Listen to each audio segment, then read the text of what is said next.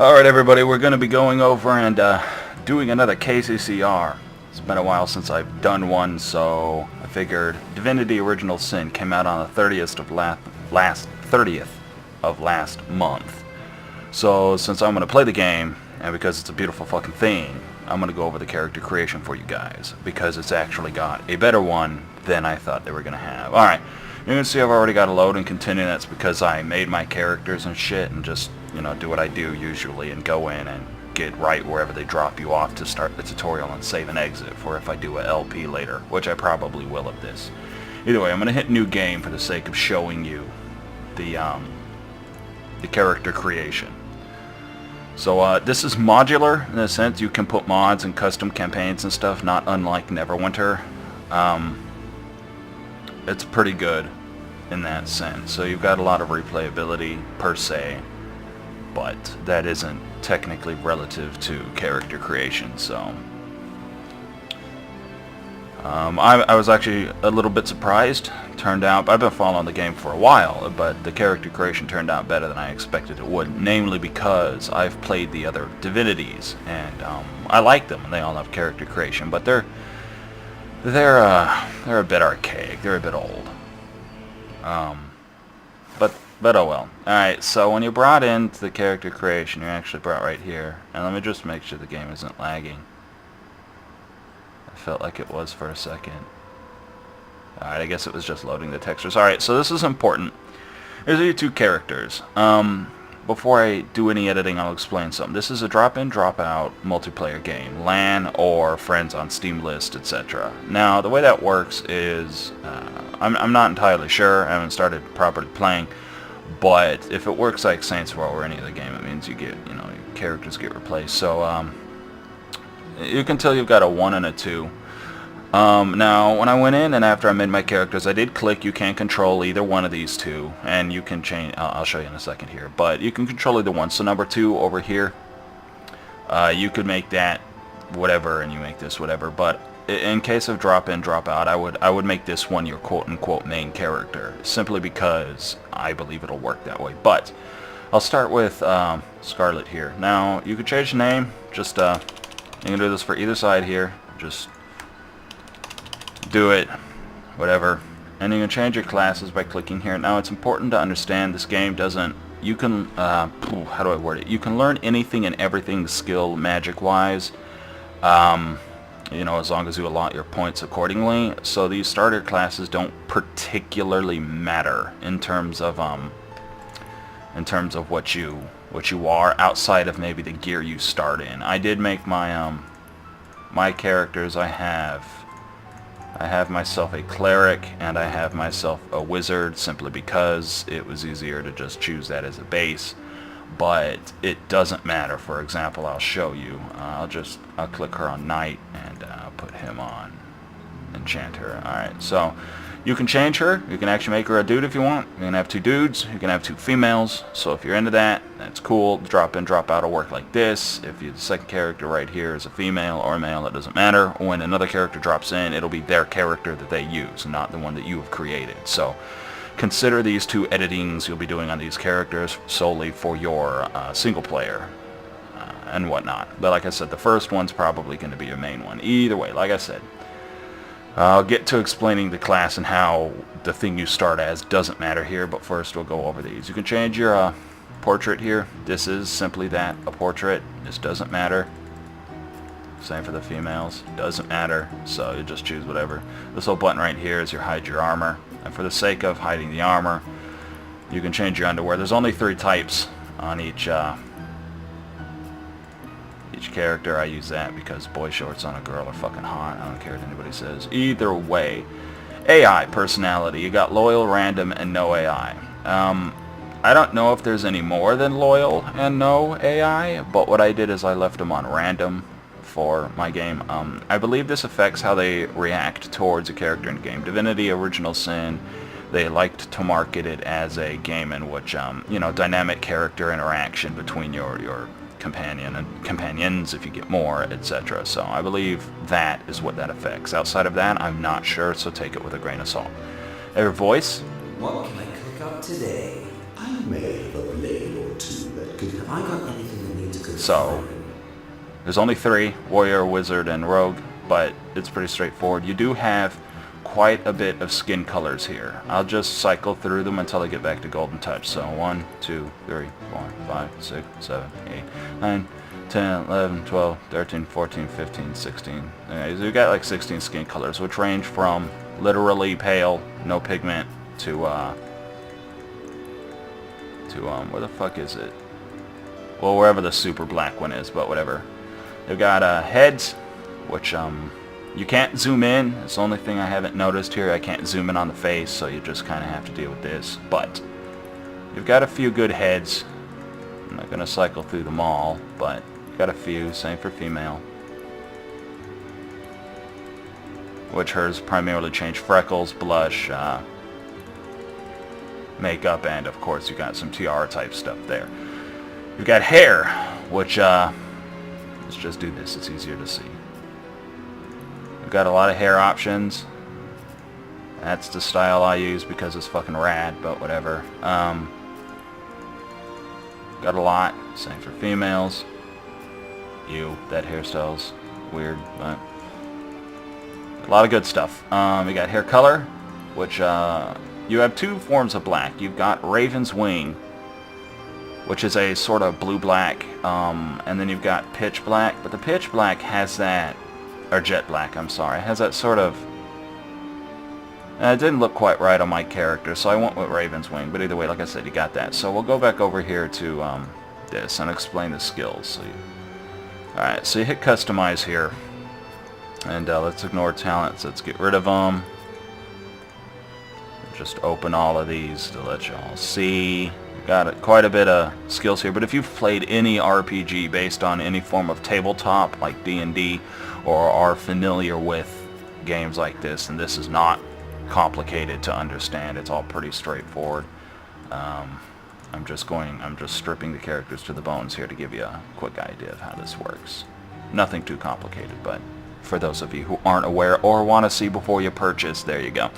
Alright, so this is straightforward. Your skills here, I'm going to start with the skills.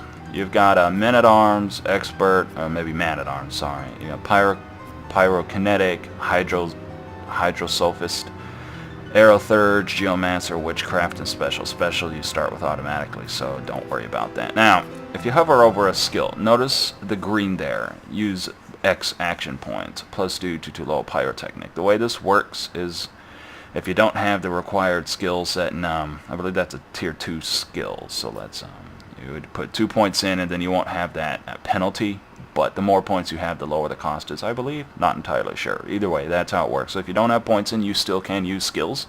You'll have to learn them in the game. You can't choose them right here because you need the skills to choose them, but they'll just cost more. And you get penalties from, see that there, 30% from low intelligence. All pretty straightforward stuff, nothing really complicated. It's really, really basic. But the reason I wanted to show you that is because, let's just do this. Bam, bam. Now you don't have the penalty, you got rid of it, so it just costs 4 instead of 6. But, and I can't you can only put it up to 2 unless you cheat your character at the start, and I don't care if you do or not, but either way. So that's how that works. You've got two-handed, and if you hover over it, it'll actually tell you what weapons in the description there. Swords, axes, spears, staves, dagger, swords, axes, maces, crossbows, and bows are pretty self-explanatory. So all of this, armor specialist, more armor, and you move faster in it. Body is saving throws, and willpower is magical-related saving throws and mental spells. So if you've ever played any D&D or any other tabletop, you'll know exactly what that is. And shield specialist is just blocking with your shield. All of these reflect the skills you can learn. But you've got some more stuff down here. You've got your crafting, telekinesis, which is interesting that it's in craftsmanship. It's the distance that you can lift and the weight that you can lift objects. I guess I'm not sure. Not sure exactly what that means. There's no skill. I think it might be the vacuum effect, but I'm not entirely sure. You've got your sneaking, they call it nasty deeds, but you've got your lockpicks, pickpocket, sneak attack. Personality, you've got bartering, charisma, leadership, and these are like boost party members and friends that can see you. Charisma is the impressions you make on people, and bartering is, haggling skills. So, and lucky is just how finding extra items. So a lot of this stuff's pretty fucking straightforward. Lore Master has the ability to identify, so if you've ever played Neverwinter Nights, you know exactly what that is. Alright, so we'll go over the talents over here. The red ones down here, either you don't have the abilities, such as Marksman Ability 5, or you're not of the level needed to use that. So, all of these up here are what you can learn, which are usually relative to how much points you've put in areas around here. For example, if I put that, then that one that required sneaking is now up here somewhere. Either way, these are all pretty cool. We've got arrow recovery here, and you've got 2 points to start with. Each one of these just costs 1, so easy peasy. Arrow recovery is the ability, 20% chance to recover arrows. You've got bully, which is like 50% extra damage against opponents that are slowed. You know, opponents with negative effects. Courageous, you don't get scared, but you can't flee from combat. So a lot of these have a benefit with a downside. Know-it-all is a great example. I'm using that one because that's who I am in real life. Either way, decreases everyone's attitude towards you by 20, but gives you an extra point of intelligence. I'm okay with that. You got leech, which I think is interesting. If you're standing in a pool of blood or in blood, you heal. Light Stepper is your basic, Skyrim. Notice traps better. Lone Wolf's actually the most interesting one here. If you choose that, you can't use a companion. I don't know how that carries over into multiplayer, but either way, you can't use a companion, but you'll notice you get a whole bunch of benefits on level up and stuff like that. Definitely interesting if you don't want to play it with another dude or a girl following you around, which just seems kind of boring to me, but hey, if it's your cup of tea. Zombie's also interesting. You heal from poison, but regular healing effects heal you, so that's like the old school Final Fantasies right there, straight up, where if you had an undead creature and you cast life on it, it would just die. But if you cast like death on it, you'd heal it, so, or doom, or whatever the hell. So that's fun. But you got some stuff here like walk it off, reduce dots, beneficial and negative. So you got perks. Really interesting stuff. You got your stats over here, straightforward. You can do this, cover it up, and I hear a stupid dog making noise. I'm gonna have to go out there and beat its stupid ass. Either way, so the stat points are pretty straightforward.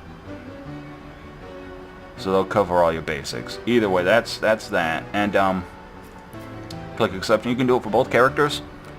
And I'm not gonna click it and go in game because I don't want to have to do that. But like I said, so these classes don't matter, but I do believe, because like I said, I had a wizard and a cleric, and when I started the game, I actually got rid of all the skills that the base class said and like reorganized and stuff, and they had the items. So like say you want to use this stuff, but you want to change the stats, then just choose that and put magic or whatever if you're into that type of thing. It's pretty straightforward. You've got a lot of freedom with your characters, much more than I actually anticipated during the kickstarting event and all of that stuff. So I hope it's pretty much covered.